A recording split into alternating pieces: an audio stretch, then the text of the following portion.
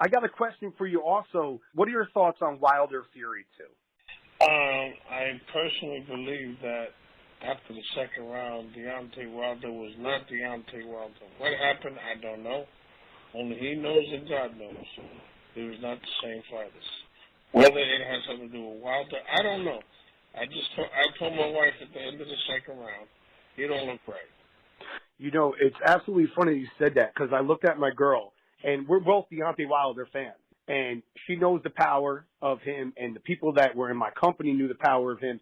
And after the first round, I said, you know what, something's just a little off here with him. Something's just a little bit off.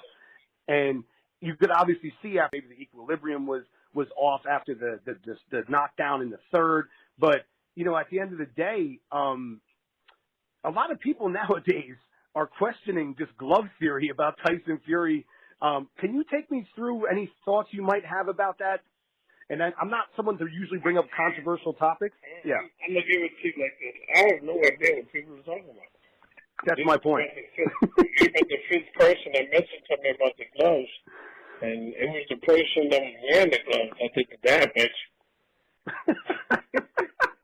Absolutely. But I don't have any problems with what I saw. And then a lot of things that people are posting, Buddy, is from the first fight. So I'm like, this has nothing to even do with the second fight.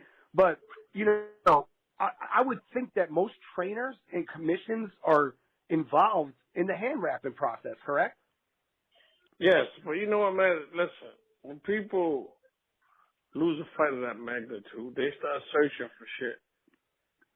Understand one thing. It just was, listen, in basketball, if you have a bad night, you get a sub. Football, you get a sub. Baseball, you get a sub.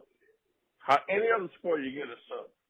Boxing, can't get a sub. You can't go on timeout. You got to take that ass over like a man. That's it. And then move on to the next. Then move on. That's just the bottom line. It wasn't his night. He had a bad night, and you move on. I agree, and that's a great point, is I think a lot of people are in disbelief, and they're like, well, wait a minute. He should have turned it around at some point, or it should have went this way or that way. And sometimes you just got to let it go. You've seen people course correct themselves in boxing. Many times they come back. I mean, even when your fighter, Kovalev, we saw sensational things there when he came back in that rematch.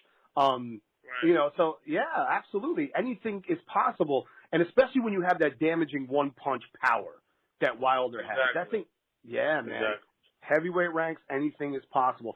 So, speaking of still on heavyweight ranks, a couple subjects I want to hit you up with. What do you think about the rematch, part 3? What do you think is going to happen there? Next question.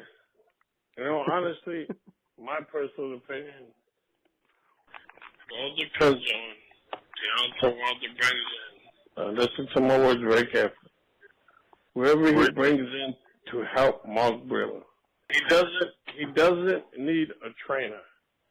He needs a teacher.